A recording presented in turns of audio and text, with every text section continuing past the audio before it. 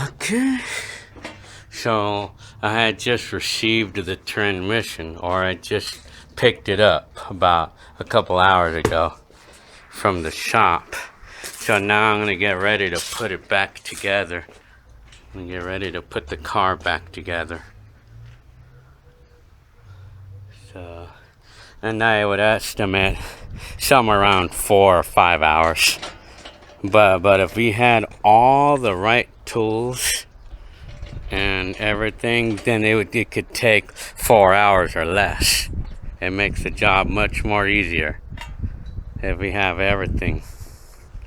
So this is the new transmission out of the car that they just rebuilt. So I paid $700 for it. And then I went ahead and bought transmission fluid as well. And then, see this transmission fluid, I went directly at the Honda dealer to get that part. Each quart was like $8, and I picked up about 8 of those to make sure. It's only like 6.3 quarts according to the specifications, but I bought 8 quarts to be sure. So now I'm gonna start working on the car now. So I just carried it down. I did it with myself. It's better to have 2 people to help you do it, but when none is available, you could do it yourself. This transmission is heavy though. I'd probably estimate like 100 pounds probably. It's heavy, so just be careful. So I'm just demonstrating the weight of this thing. So I'm weighing it, and it's about 140 pounds. 140 pounds this weight. So we have to lift this thing with our hands or using a jack, Well, I would need a jack to help me put in this engine here. Yeah. So the first thing I'm going to do, I'm going to bring down the cross member as far as I can go. Well, without damaging anything though. I got to remove this board or block that was holding it up temporarily. And then I'm going to slide this through the bottom of this cross member. I'm going to slide it and bolt it onto the engine. That's the first thing I'm going to do. And then once I do that, I could jack up this engine and transmission and bolt on the transmission mount. And then I can work from there. Then I'll go ahead and put on the cross member after that. So I'm going to do that now.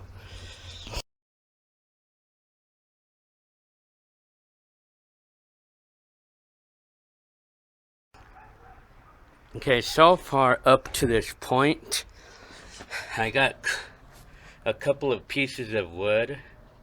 Now I'm ready to slide the transmission through there. And I'm going to get ready to bolt it onto the engine. To me, I think out of all the job of putting in the transmission, I think this is probably the biggest challenge. This part of the job is the biggest challenge, and that is to actually mount it onto the engine. The mounting onto the engine is probably the biggest challenge of the whole job. That's what I would have to say. Without an engine hoist anyway. Okay, I already managed to slide it in there now.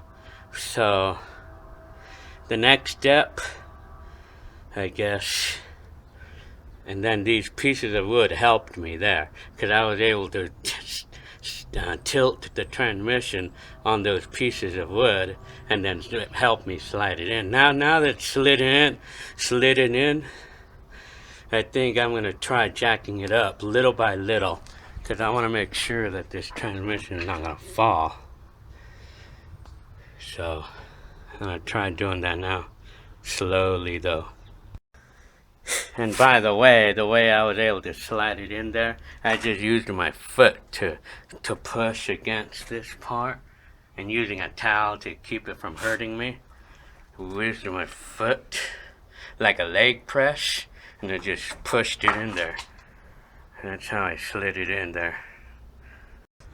Well, I do know that for this job, I used a total of about 3 jacks simultaneously, because I needed one jack to hold the engine, for an example, and another jack to pull jack up the transmission and so forth, and then another one to hold the cross member. And as of now, I've used pieces of wood to help me with the lifting of the cross member, or so that way I could put the jack, because the cross member was on the floor and I need to be able to put the jack, and I couldn't do it unless it was lifted. So I put these pieces of wood, and then of course what I did is I put a piece of wood. Dang it. Okay, using this jack to hold the cross member. Then I'm using this jack to jack up the transmission. That is all without an engine hoist.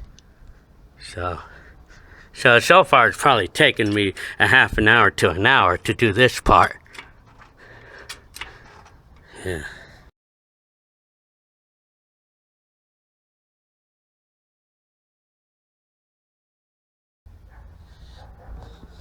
Yeah, you can actually use the loose cross member right here to aid you in putting the thing onto the engine.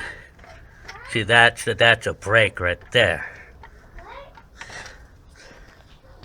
Well, I'm becoming successful at bolting on the transmission, but as soon as the transmission starts getting close to the engine, you bolt it up right away. That way you could catch it. That way you got it. You got the transmission in there. So make sure you get it as soon as it starts getting close to the engine. Then you bolt on one bolt right away. And then once you get one, you can get the rest easy. Now, I already got the transmission bolted on. So the next thing to do, you can now bolt on the cross member now. But to do that, you could lift it up. Lift up the cross member, and then since the cross member is sort of loose, you can kind of like loosen it. You can just kind of like guide it to there and then bolt it with the big bolts. Well, I guess it's nighttime now. I had to go pick up my wife from work, so I had to be interrupted from work. Well, anyway, this is my progress. Took me about an hour to get to this point.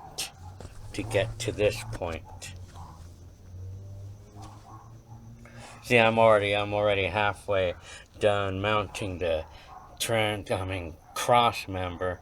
I'm halfway. I put 2 bolts on the cross member. Now the engine is already mounted onto the the transmission is now mounted on the engine, but I have 3 bolts only. I have to put on the other bolt on this side anyway. So I'm getting ready to bolt the transmission onto the transmission mount, and then I gotta put the other 2 bolts for the cross member, and those are the main parts. So at this point, I had already put on all 4 bolts of the cross member, and now the cross member is on already. So I'm still using the jack to jack up the whole engine to help me mount it onto the motor mount, or the transmission mount anyway. And then don't forget these bolts on both sides here. Don't forget those bolts on the other part of the cross member where the lower control arms are at. So now before putting the axles on, we got to put everything on first, because we don't want the axles to get in the way when we're putting these things on, all the other stuff. So put those in last, and then do this last. Do the brake rotors last. So when mounting this transmission onto the transmission mount, it's better that you don't tighten these yet. Just leave it loose so that way you could work with it a little bit. And then when you almost got it, you can move the motor mount a little bit with the screwdriver until it's like centered. See that? You're able to move it a little bit until, because it's rubber, right? And then while you're doing it, the jack should be in the center of the transmission. Well, like where I have the jack, that's where it should be at. To lift it up by the center. There's one bolt to tighten right there. So this is the progress now. I'm progressing, doing some of the big things, like mounting the transmission completely. Yeah. So when putting on the motor mount, these screws probably will have to be all the way out, but don't take them out though. Well, even if you did, the transmission wouldn't be able to fall because the cross member is holding it. So anyway, you just kind of like adjust this. You would adjust this until it aligns with the motor mount. It aligns until it aligns. See, that's the easier way to do this. And then you could put the bolt in there.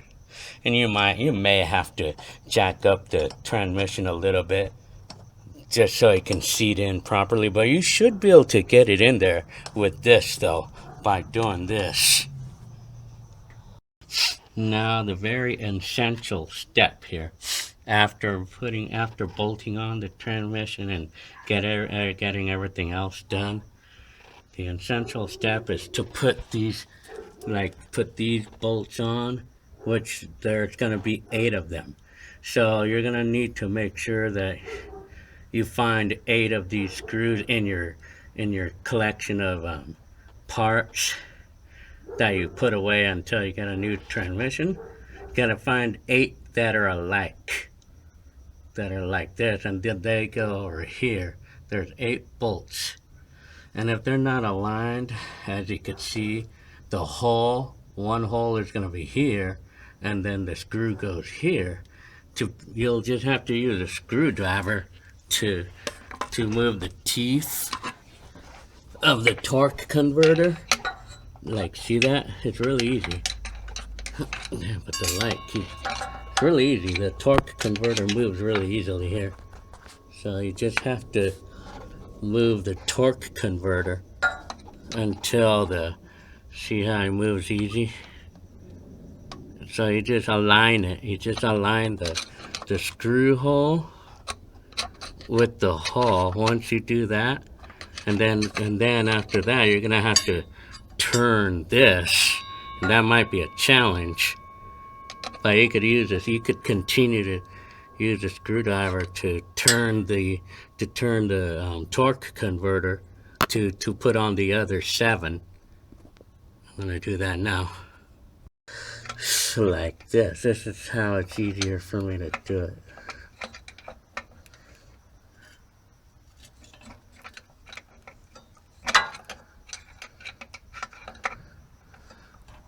Getting leverage on the back of the transmission.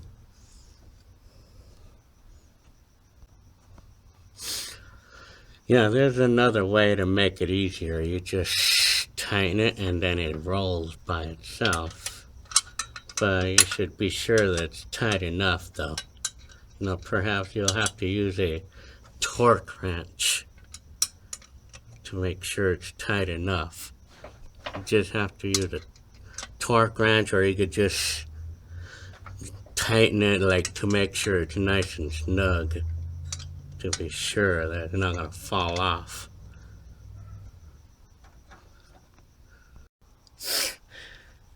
Well, I'm not alone here. I'm not alone, because look who we have there. The cat. Fucking cat. He's sleeping.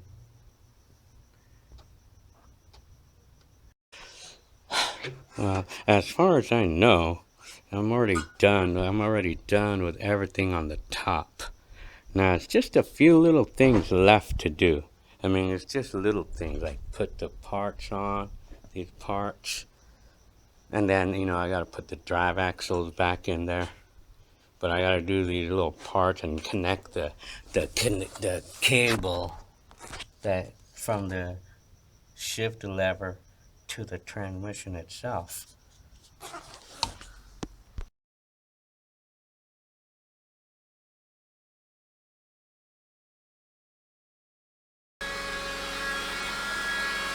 Look at the thing go. I started it just right now. Checking for leaks. No leaks. So it's running for the first time.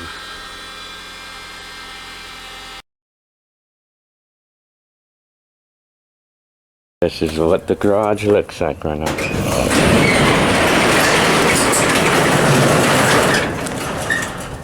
And there's the Civic. The car got all dirty with prints from the oil.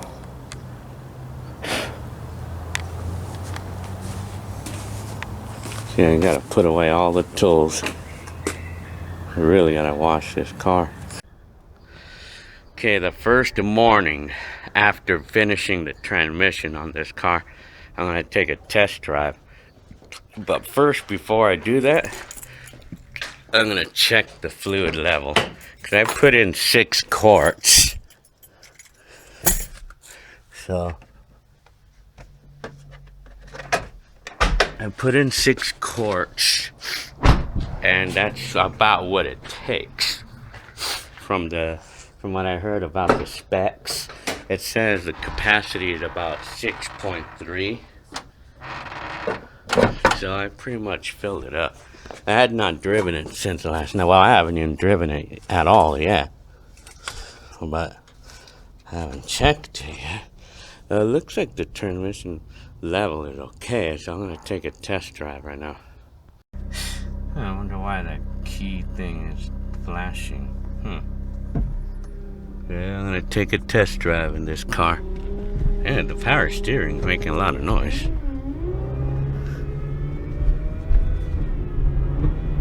Seems like it's good so far.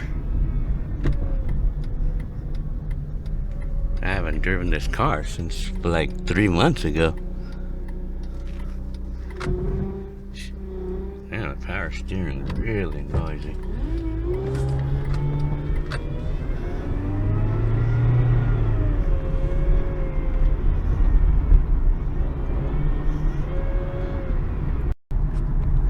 So, this being the 3rd car that I've replaced the transmission on, I now gained some experience. 3rd car that I've done the transmission. So, anyway, 3rd car. So it seems like the car doing really good right now. I've driven in like a few miles already. Before, when the transmission was shot, I mean, it would not drive or stay on for more than a minute. I mean, the car would run. I mean, it would not go. I mean, after about a minute, it would stop going. But when I would just start it up, it would go. It would drive for about a minute, and that's it. And then it would cut off. But now I've gone more than 5, so it's confirmed that the transmission's good to go. I mean, this whole car is good to go. Doing the work myself.